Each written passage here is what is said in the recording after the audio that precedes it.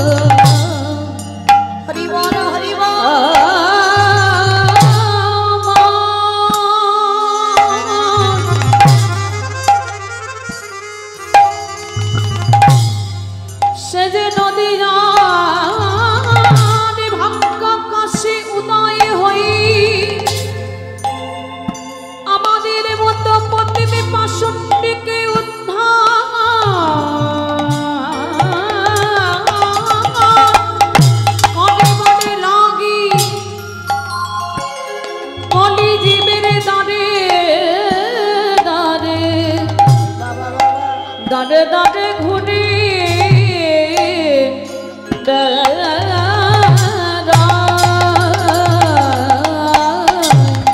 Jug জয় হরিবল হরিবল জগন্নাথ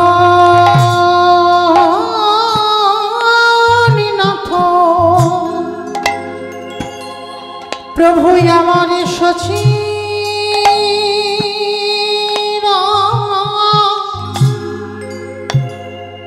নন্দা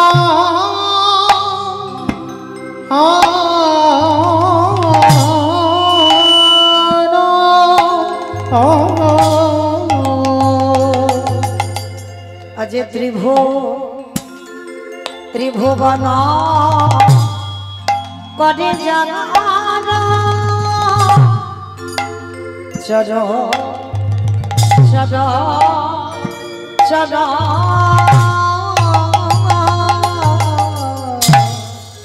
চরণ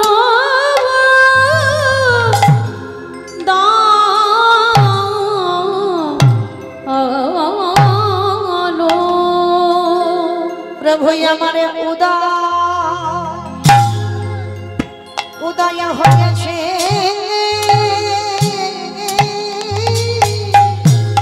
আমার উদয়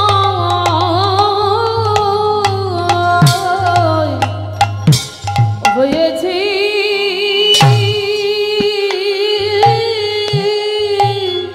আজ দেখো দেখো নদী ওই নদী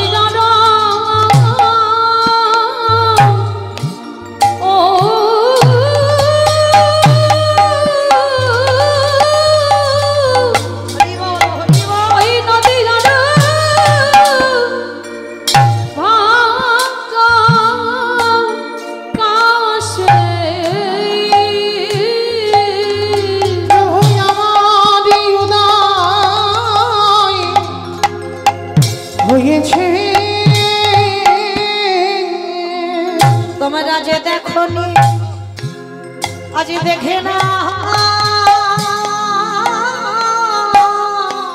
তোমরা যে দেখো নি দেখে না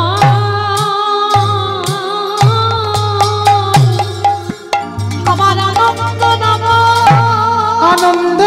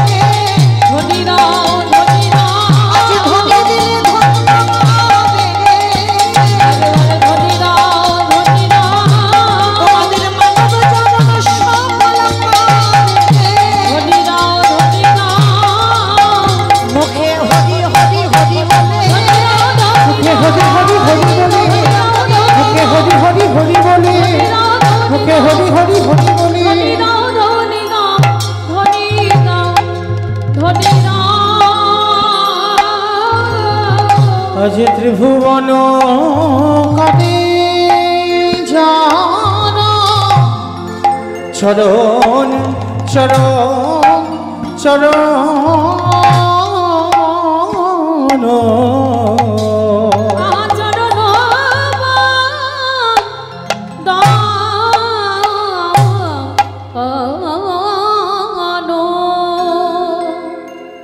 ঈশ্বর পরম কৃষ্ণ ঈশ্বর পরম কৃষ্ণ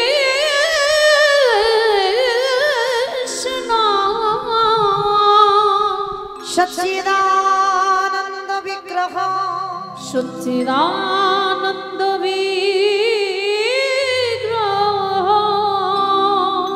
অনাদির আদি গোবিন্দ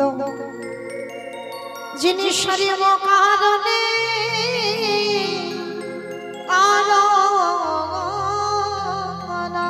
যিনি সর্ব কারণে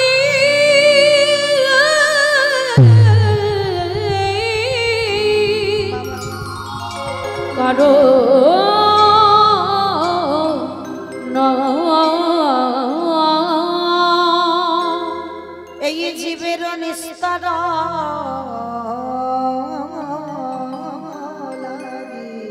নিস্তার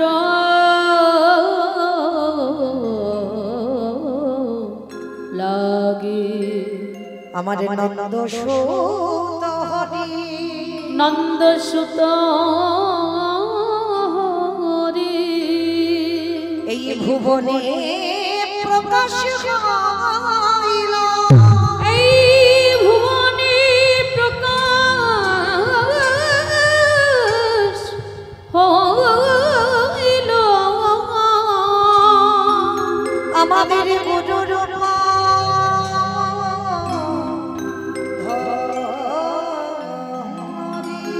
আমাদের গুরু রূপ ধরি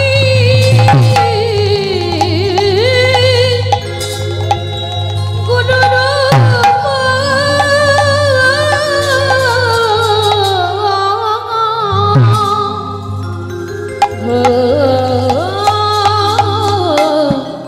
রে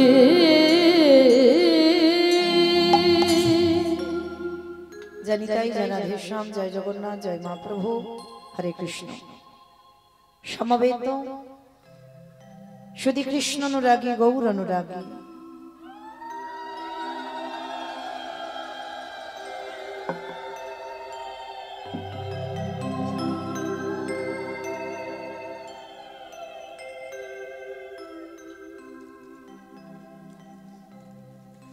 কৃষ্ণ অনুরাগী গৌর অনুরাগী মাতৃমণ্ডলী পিতৃমণ্ডলী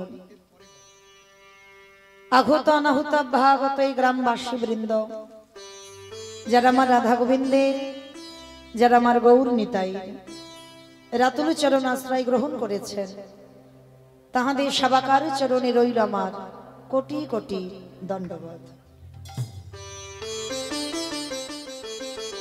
তারপরে জানাই এখানে যত সাধুগুরু ব্রাহ্মণ বৈষ্ণব আছেন তাহাদের পাদ পদ্মে রইল আমার ভক্তিপূর্ণ দণ্ডবত প্রণাম। তারপরে জানাই মাগো আমি আমার পিতামাতার চরণে আমার শিক্ষাগুরু দীক্ষাগুরুর চরণে অনন্ত কোটি কোটি দণ্ডবত প্রণাম। তারপরে যার কথা না বললে বাবা সব থেকে বড় ভুল হবে, সব থেকে বড় অপরাধ হবে। কীর্তনের প্রারম্ভে যার উদ্যোগে যার ঐক্লান্তিক প্রচেষ্টায় যিনি আজকের প্রতি বৎসরের ন্যায় এত সুন্দর হরিবাসরটা সাজায়, এত ভক্ত পদধূলা, এত সাধুগুরু বৈষ্ণবের পদধূলা ভক্ত আগমন ঘটে। আমাদের মতো অধম কীর্তনিয়ার আমরা আসি যে দাদা ভাইয়ের বাড়িতে, শঙ্কর দাদা ভাই আপনারা চেনেন জানেন, আপনাদের কাছের মানুষ। তো আপনারা প্রত্যেকেই ভগবানের কাছে প্রার্থনা করবেন, ভগবান ধরাই নিজে নামে না বাবা, মনুষ্য রূপেই নামে। ভগবানের কাছে প্রার্থনা করবেন এমন মানুষ যেন প্রতি যুগে যুগে এই পৃথিবীতে আমরা পাই। এই যে এতদিন ব্যাপী হরিনাম সংকীর্তনের আয়োজন এ যেমন তেমন ব্যাপার নয় বাবা। অনেক অনেক ভক্তরা বাবা বারবাড়িতে অনেক বড় বড় উৎসবে পেরে ওঠে না। তো যাই হোক, প্রার্থনা করবেন যেন যতদিন প্রাণ থাকবে দেহে ততদিন যেন আমার রাধা গোবিন্দের যুগল চরণ ভজন করে যেন এমন ভাবে ভক্ত চরণ ধুলা পায়, এমন করে সাধুগুরু বৈষ্ণব সেবা দিতে পারে, এমন ভাবে হরিনাম সংকীর্তনের আয়োজন যেন করতে পারে। নিতাই গৌর প্রেমানন্দে হরি হরি বল। কি প্রয়োজন ছিল বাবা, কি দরকার ছিল? প্রতি বছর এত এত টাকা খরচা করে হরিনাম করাবো, তাতে লাভটা কি হবে? তাই না? এত এত টাকা কেন খরচা করাবো? আমাদের মতো কীর্তনিয়ারা এত দূর দূর থেকে আসবো, এত টাকা খরচা করে এত অর্থ ব্যয় করে হরিনাম করালে কি হবে? বলে কিছু যদি না হতো কলির মানুষ এত পাগলের মতো ছুটে আসতো না হরিবাসরে। লাভ তো আছে গো, কিন্তু ভগবত সেবা দিতে হবে, কোনো লাভের ভাবনা ভাবলে হবে না, নিঃস্বার্থ ভাবে সেবা দিতে হবে। ভগবান বললেন কর্ম করে যা, ফলের আশা করিস না। ফলের আশা করলে ভগবান ফল দেয় না।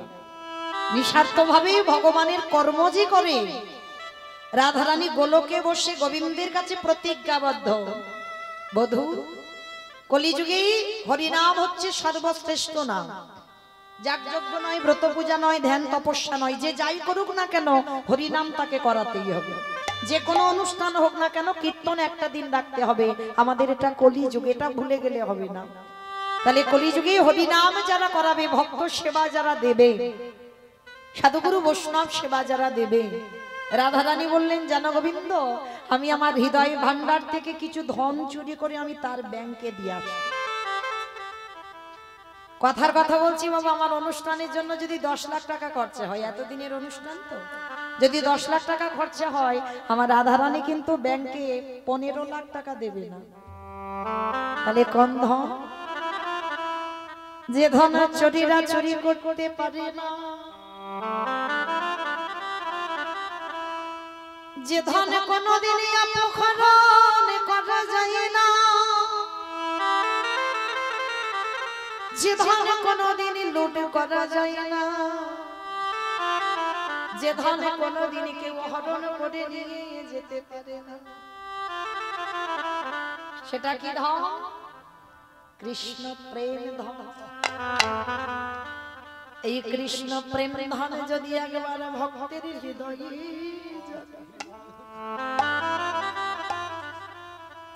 তার বাহ্যিক জগতের কিছু ভালো লাগে না। বাহ্যিক জগতের অর্থ মা দেহের সুখ দেয়। বাহ্যিক জগতের অর্থ টাকা পয়সা থাকলে তার দেহের সুখ হবে। ভালো বাড়ি বানাতে পারবে, ভালো খেতে পারবে, সেটা তোমার দেহের সুখ হবে। এলাম পোশাক করবে, সোনার গয়না পরবে, এটা তোমার দেহের সুখ। কিন্তু আত্মার পরমাত্মা রূপী ভগবানের সুখ যদি পেতে হয়, তাহলে বাবা এই জগতে যদি একজন ভক্ত ওই কৃষ্ণ প্রেমে সম্পদে অর্জন করে, রাধারানী বললেন বধূকে আমি তারে কি করি জানো? আমি তারে ভিতর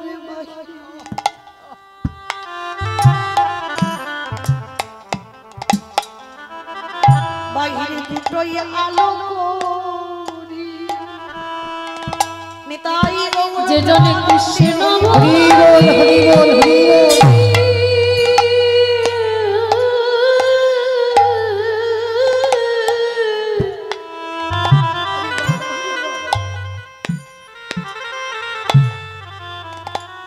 যে জনে হ কৃষ্ণ বলি,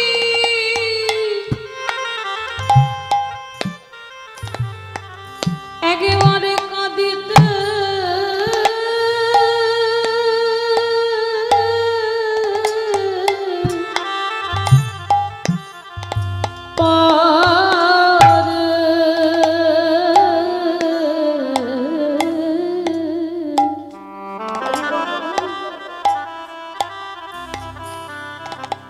সেই ভক্তের ভিতর বহে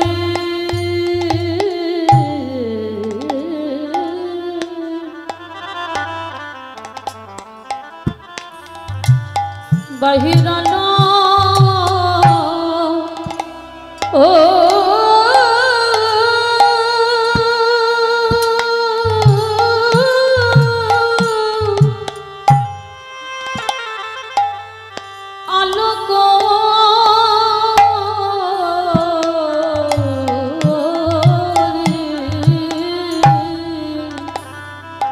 এই জগতে যদি কেউ সুখ পেতে চান, যদি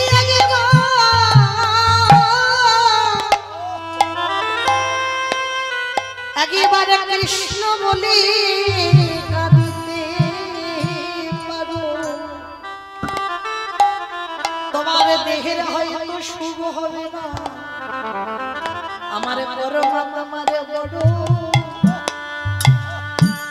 বড়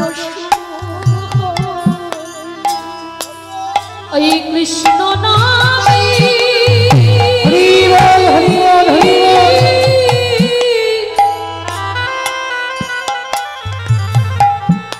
ওই কৃষ্ণ নামে সেবা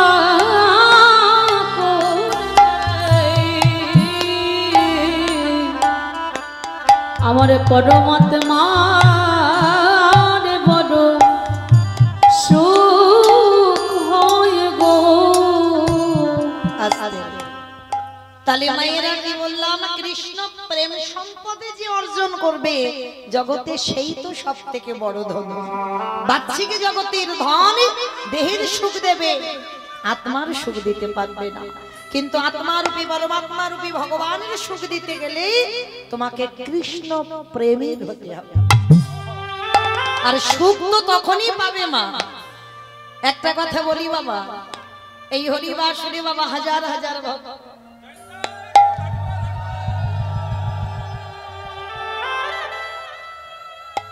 হাজার হাজার ভক্ত, লাখো লাখো ভক্ত, কোটি কোটি ভক্ত আছে, কত নাচানাচি করার ভক্ত আছে, কত গান শোনার ভক্ত আছে, কত ভগবানের কথা শুনবার ভক্ত আছে, কিন্তু বাবা ভগবানের জন্য নয়ন জলে বুক ভাসিয়ে কীর্তন শোনার শ্রোতা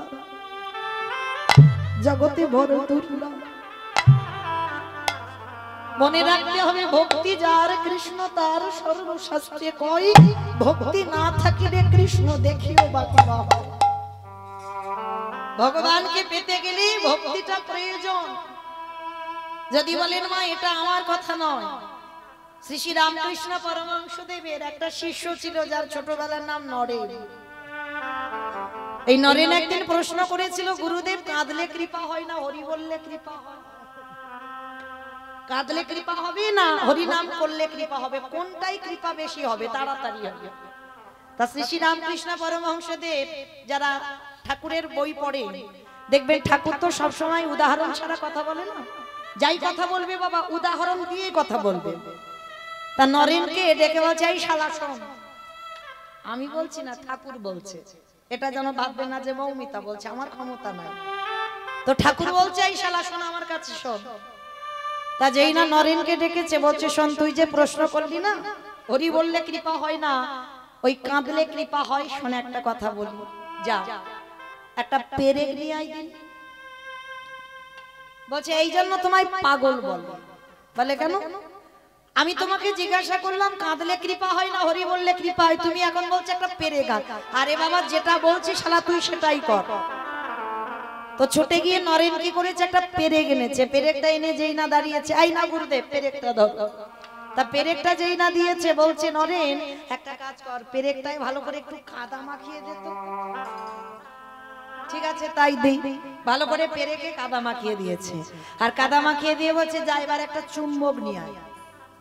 আবার চুম্বক আনতে হবে? বলে হ্যাঁ আন, তারপরে আমি তোরে বলছি।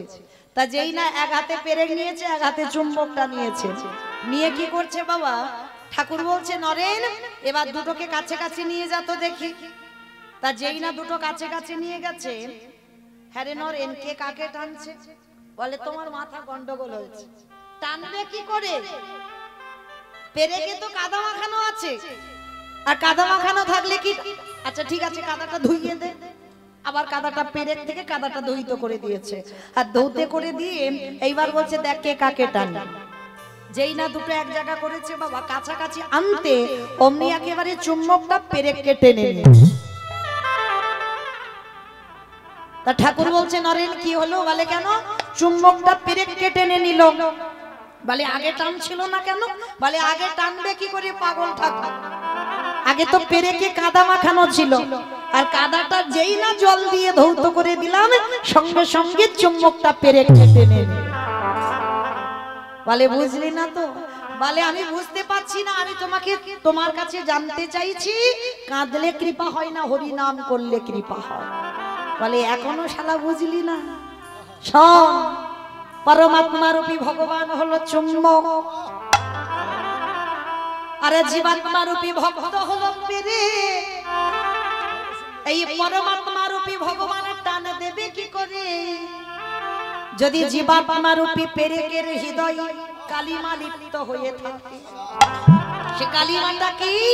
ওই যেটা পেরেকে কাদা দেওয়া ছিল, আমাদেরও তো কাদাই জর্জরিত, কাম কাঞ্চনে আসক্ত, বিষয় বৈভবের আসক্ত, ছেলে আমারে, মেয়ে আমারে, জায়গায় আমার, জমি আমার, বিষয় আমারে, বৈভব আমার।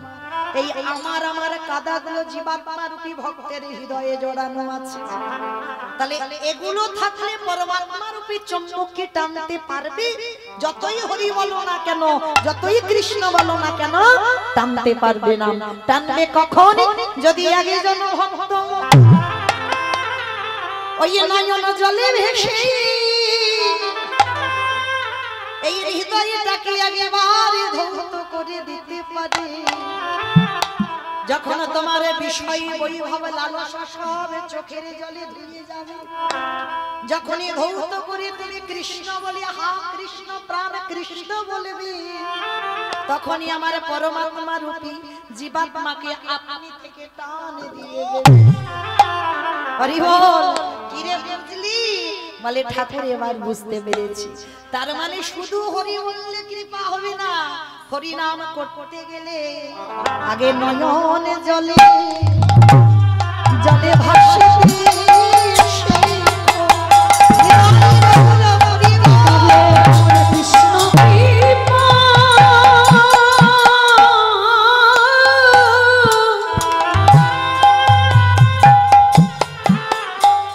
কৃষ্ণ কৃপা পেতে হলে আগে নয়ন জলে ভাসতে শেখো। কৃষ্ণ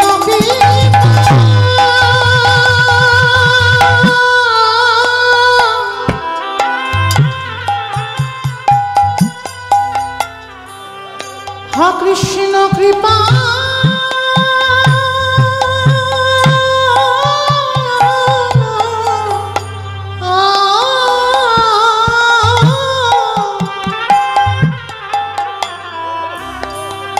কৃষ্ণ কৃপা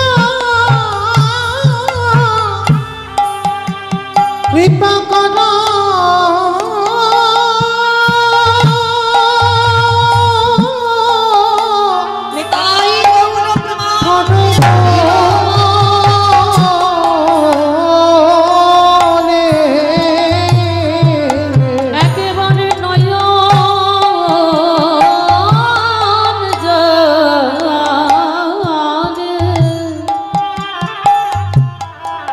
নয়ন জলে ভাসতে শেখো। তাহলে চলেন আজকে আমরা সবাই যখন একত্রিত হয়েছি, আজকে আমরা সবাই কিছুক্ষণের জন্য যাব শ্রীধাম নদিয়া নবদ্বীপ ধাম। আর সেই শ্রীধাম নদিয়া নবদ্বীপ ধামে গিয়ে দেখবো সত্যতে নারায়ণ, ত্রেতাতে রাম, দাপরে কৃষ্ণ, আর কলিযুগে হলেন শ্রীকৃষ্ণ চৈতন্য মহাপ্রভু।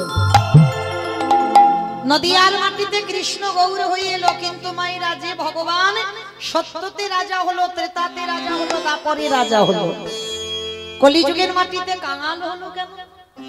শুধু কাঙাল হলো না বাবা, যাকে দেখতে পাচ্ছে হিন্দু মুসলমান এটাও বিচার করছে না, নিচু জাত উঁচু জাত জাতেরও বিচার করছে না, কে ছোট কে বড় এটাও বিচার করছে না। যাকে দেখতে পাচ্ছি আমার কলিযুগের ভগবান দুটো চরণ ধরে বলছে একবার কৃষ্ণ বল। কেন? তার কিসের অভাব? যিনি বিশ্বের স্রষ্টা মালিক ভগবান, যার কোনো কিছু অভাব নাই, তিনি কেন ধুলাই গড়াগড়ি দেবে? এমনি এমনি নয়। কেন ধুলা মাখছে জানো?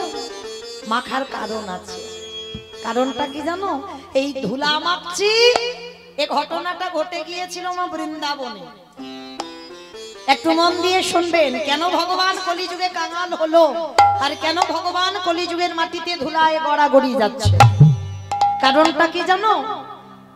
যেদিন আমার বৃন্দাবনে শ্রীমতী রাধারানী অষ্টসখী নিয়ে বসে আছেন, প্রাণ গোবিন্দ আমার গিয়ে রাধারানীকে প্রশ্ন করছে, রাধে একটা কথা বলবো? বলো বধূ, কি কথা? আচ্ছা রাধে, জগতে আমার হাজার হাজার ভক্ত আছে, লাখ লাখ ভক্ত আছে, কোটি কোটি ভক্ত আছে, ভক্তির অভাব নাই। তাহলে এত এত ভক্ত থাকা সত্ত্বেও সবাই তোমায় ভালোবাসে, সবাই তোমায় ডাকে, কিন্তু রাধে তাদের ডাকে আমি সাড়া দিই না। তুমি আর তোমার 8 জন সখী যদি একবার কৃষ্ণ বলো, আমি থাকতে পারি না কেন? বলতে পারবে রাধে?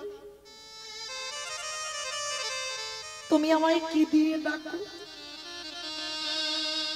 যেটা দিয়ে ডাকলে আমি থাকতে পারি না? মণিহারা ফণির মতো, ভুজঙ্গাহারা ভুজাঙ্গিনীর মতো, উন্মাদের মতো, পাগলের মতো রাধে আমি তোমার চরণে ছুটে আসি।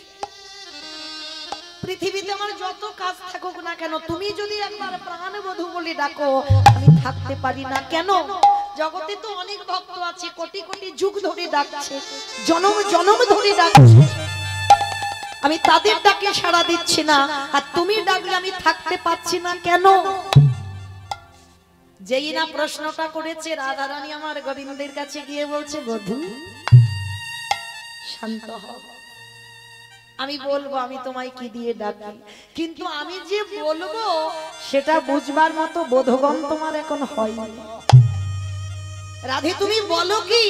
আমি এতে চংসকলা পুংস কৃষ্ণেস্তু ভগবান স্বয়ং, আমার মধ্যে ঐশ্বর্য বীর্য যশ্রী জ্ঞান বৈরাগ্য, আমি ষড়ৈশ্বর্যপূর্ণ ভগবান, আমি 16 কলাই পরিপূর্ণ, অনিমা মহিমা প্রাপ্তি প্রকম্পা লঘিমা ইপ্সিতা কামাবসিতা স্থিতি ঐশ্বর্য বীর্য যশ্রী জ্ঞান বৈরাগ্য লীলা কৃপা, এই যে 16 কলাই আমি পরিপূর্ণ, আমি 64 গুণাধিপতি কৃষ্ণ, ষড়ৈশ্বর্য পূর্ণ কৃষ্ণ, আর তুমি কিনা বলছো আমি তোমার মতো নারীর কথা বুঝবো না? রাধারানী হেসে বলছে, বধূ তুমি মনে করছো আমরা 4 আঙুল নারী জাতি, কিন্তু এই নারী যে তোমায় কি দিয়ে ডাকে সেটা তুমি জানো না। জানো বধূ, তোমার মধ্যে অনেক অনেক গুণ থাকতে পারে, যেটা কারোর মধ্যে নাই, তোমার মধ্যে তো 4টে বেশি আছে। তুমি 64 গুণাধিপতি কৃষ্ণ, কিন্তু মনে রেখো তোমার 64টা গুণ আছে, কিন্তু তার মধ্যে তোমার একটা গুণ নাই। গোবিন্দ বলছে, রাধে সেটা আবার কি যেটা আমার মধ্যে নাই? আমার সব আছে, আর তুমি কিনা বলছো বৃন্দাবনে নারী হই আমার মধ্যে নাই? বলে না, যতই তুমি আমার সঙ্গে তর্ক করো না কেন, তোমার মধ্যে একটা জিনিস নাই। বলো রাধে সেটা কি? বলে বলবো তো বটে। আচ্ছা বলো তো মা, ভগবান সব থেকে কারে বেশি ভালোবাসে? ভক্ত। বাহ, ভক্তকে সব থেকে বেশি ভালোবাসে। পৃথিবীতে যে যেভাবেই ভালোবাসুক না কেন, ভগবান ভক্তের থেকে বেশি কাউকে ভালোবাসে না। আচ্ছা বলেন তো, ভক্তকে কেন বেশি ভালোবাসলো? জানো, এই জন্য কীর্তন শুনতে হয়, অনেক অনেক কিছু জানা যায় একটা ছোট মানুষ হলেও। তাহলে ভগবানের কাছে ভক্ত সব থেকে প্রিয় কেন? না ভক্তের কাছে যে সম্পত্তি আছে সেটা আমার ভগবানের কাছে নাই। যে সম্পত্তি আপনাদের কাছে আছে সেটা ভগবানের কাছে নেই। সেটা কি জানেন? যেটার নাম হলো ভক্তি। ভক্তির কাছে আছে ভক্তি, ওই জন্য তো ভগবান সবসময় ভক্ত সঙ্গ করে। কেন? ওইটা ভগবানের কাছে নেই। 64টা গুণ আছে কিন্তু ভগবানের ভক্তি নাই। যেই না রাধারানী বলেছে বধূ তোমার সব আছে ভক্তি নাই, ভগবান বিশ্বাস করছে না, অসম্ভব। রাধে তুমি ভুলভাল কথা বলে যাবে, আমার শুনতে হবে আমার ভক্তি আছে। রাধারানী হাসছে আর বলছে বেশ বধূ আমি মানলাম তোমার ভক্তি আছে। ভক্তি যদি থাকে কই একটু আমার সামনে দাঁড়িয়ে কেঁদে দেখাও তো দেখি। একবার ওখানে দাঁড়িয়ে কেঁদে দেখা। গোবিন্দ আমার করজোর করে বলছে, রাধে এইটা তো কোনোদিন আমি গুরু ধরে শিখিনি। বলে বধূ, নয়ন জল ফেলতে গেলে গুরু ধরতে লাগে। হৃদয়ে যদি ভক্তি থাকে, আপনি থেকে তুমি দাঁড়িয়ে দাঁড়িয়ে কাঁদতে, কারণ তোমার তো ওটা নেই, তো তুমি কি করে পারবে? রাধে, তুমি বলছো আমার মধ্যে ভক্তি নাই। না, তুমি যতই আমাকে বলো না কেন বধূ তোমার ভক্তি নাই, ওই জন্য তুমি বুঝতে পারছো না। এই রাধারানী তোমাকে একবার যদি ডাকে, তুমি পৃথিবীর যেখানে থাকো তুমি পাগলের মতো ছুটে আসো। আচ্ছা রাধে, বেশ, আমার মধ্যে যখন সব আছে, আমার মধ্যে যখন ভক্তিটা নেই, বলো রাধে আমি কোথায় গেলে ভক্তি পাবো? যাবে বধূ? আমি যেখানে যেতে বলবো তুমি যাবে? যাবো। বলো রাধে কোথায় যেতে হবে? আমি কি করলে ভক্তি পাবো? বলে যেখানে সেখানে গেলে হবে না, তোমাকে যেতে হবে নিষ্কিঞ্চন বৈষ্ণবের চরণে। এই নিষ্কিঞ্চন বৈষ্ণব বাবা জগতে দুর্লভ। বৈষ্ণব অনেক আছে, নিষ্কিঞ্চন বৈষ্ণব বলছে রাধারানী। ত্রিনাদপি শুনিয়েছি না তরণী বা সহিষ্ণু না, অমানি না মানদেন কীর্তনীয় সদা। রাধারানী বলছে একটা নিষ্কিঞ্চন বৈষ্ণব পেলে তার পদধূলাটা নাও বধূ, আর নিলেই দেখবে তোমার হৃদয়ে ভক্তি আসে। রাধে, আমি ধরবো ভক্তের পায়ে। বলে হ্যাঁ বধূ, ভক্তের পায়ে না ধরলে ভক্তি তো আসবে না। ভগবান বারবার বলছে যদি ভগবানের কৃপা পেতে চাও, আগে ভক্তের চরণে লুটিয়ে